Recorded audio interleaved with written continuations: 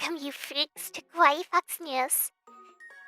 I'm assuming you all know who Barry B. Benson and Nick Wilde are, because you clicked on this video.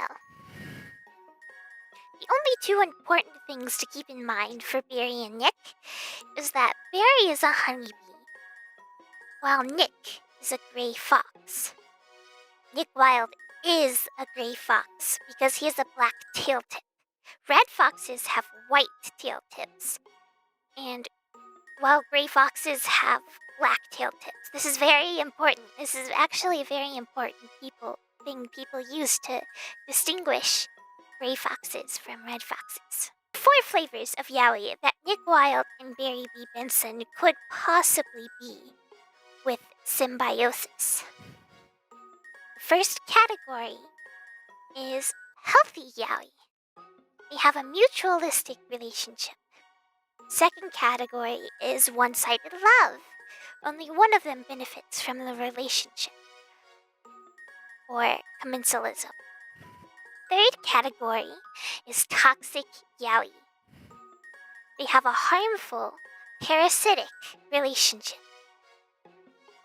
Fourth category is crackfic. They have no relationship whatsoever. Now, I just threw a whole bunch of potentially strange words at you, so I'll break it all down simply. Symbiosis is the relationship between 2 species of animals.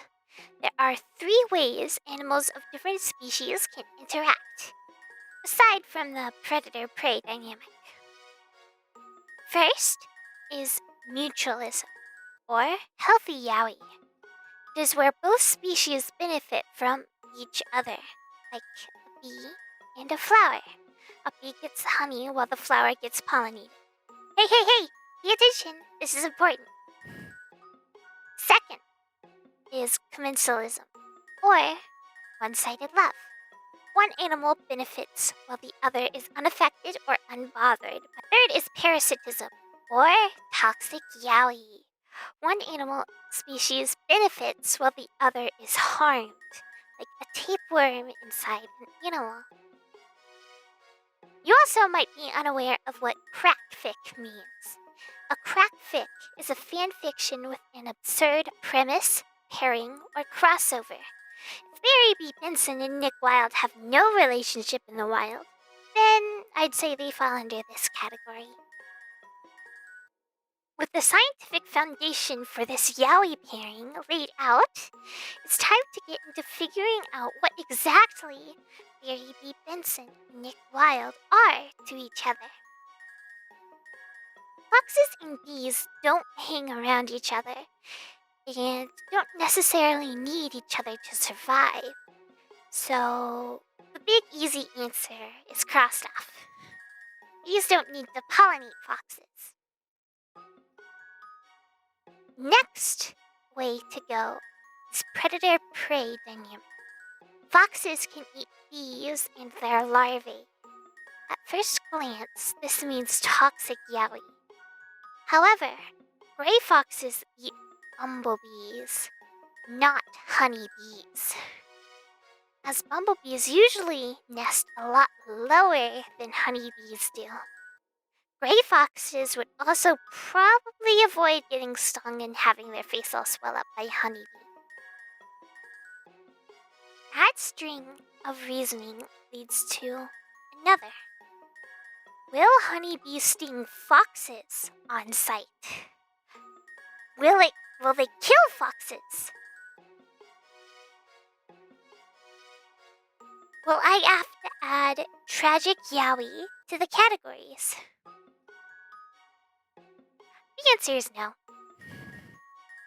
Gray fox fur is probably too thick for a bee sting to be effective, and the bees won't sting them unless provoked.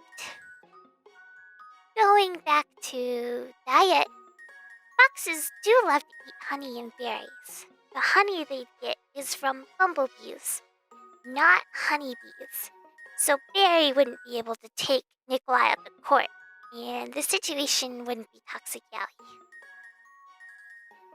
At this point in my research, I was getting pretty frustrated, finding finding no connection between the two gay anthros. Was the answer really Crackfic, the boring one? Was there really no connection in the wild? Until I realized the sweet, succulent berry bush. Honeybees pollinate berry flowers. Foxes eat a lot of berries whenever they can. They love sweet stuff. Therefore, honeybees help out gray foxes, but the foxes don't help bees out. If we also consider foxes eating bumblebees and bumblebee honey, and how scary that might be to a honeybee, I'd say the intimidation factor. Nick Wilde and Barry B. Benson would land in two categories, effectively making their relationship one-sided, toxic yaoi. There is potential for their love story to get dark, for Nick Wilde to get obsessive, even. Now I've given you all the information I could. See you later, freaks.